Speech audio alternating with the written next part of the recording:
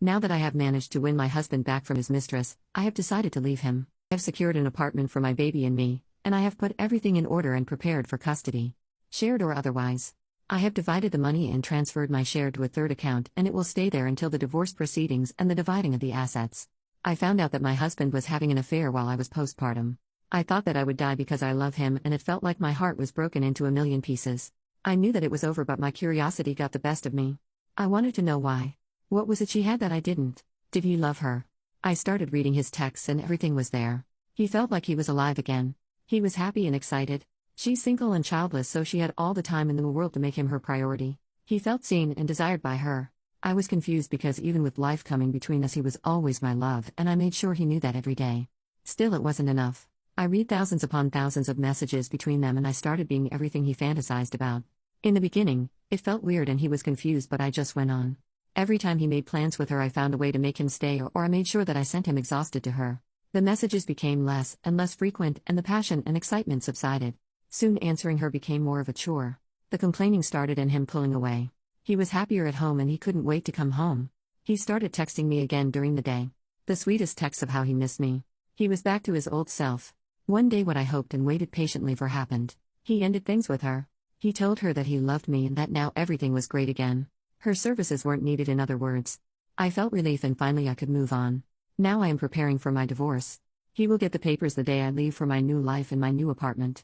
I know I will get a lot of hate for this because I have neglected my husband and pushed him to seek solace in another woman's arms when I apparently could given him what he sought all along, and believe me, I will bear the guilt for the rest of my life.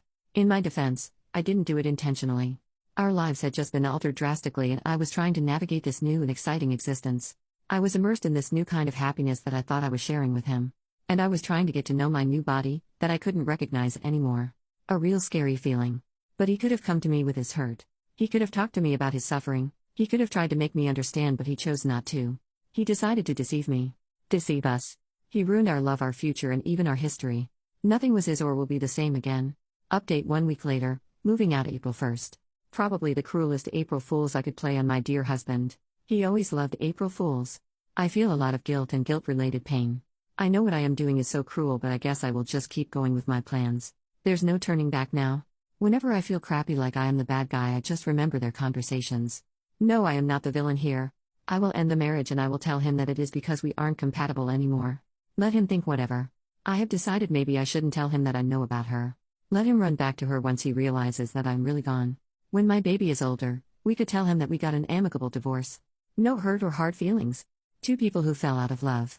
My boy doesn't need to know his daddy broke up the family. It is okay, you can hate me. Update 2 months later, I have left my husband and filed for divorce.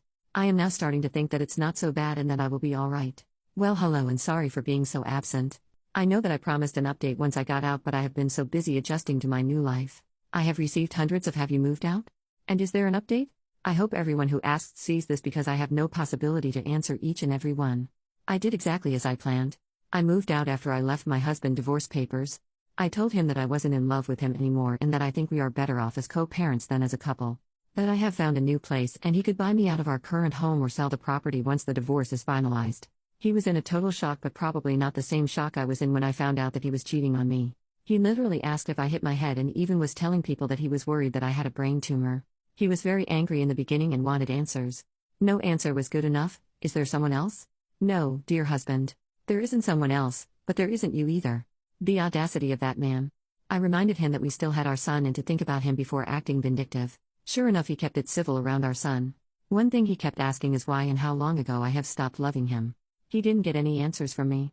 Other than that, everything has been fine with me. I am adjusting well. I still miss him, but at the same time I feel like I could finally breathe. I feel like I have been living on shallow breathing for the past months and now I could take full breaths. Our families are very sad and mostly shocked, but honestly they have been very understanding. There's no bad reason for divorce. Wanting divorce is a good enough reason for them.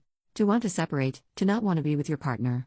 My ex-in-laws are still very active in my son's life, and they have been very cordial if yet a bit cold towards me. That represented itself when about 2 weeks ago, my mother-in-law in a bit passive-aggressive tone told me that my husband has started seeing someone. She apologized immediately and said that she just wanted me to know and be prepared that he had someone new, and yet I couldn't help but hear some vindication in her voice. I just answered, "Oh, do you mean Karen?" I gave the mistress this name for obvious reasons. She looked shocked and asked me, "Did you know?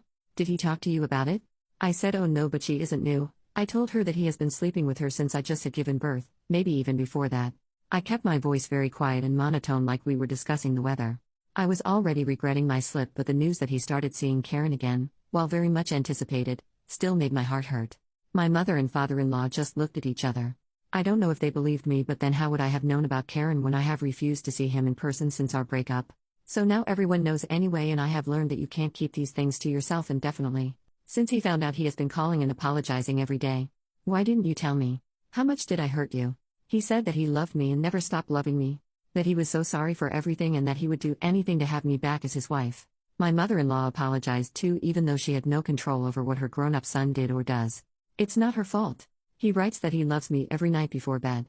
I hope this doesn't mean that he would make the divorce drag out, because then I have failed my plan, but he seems to be less forgiving of the divorce when he knew that he was the reason for it than when he thought it was mine.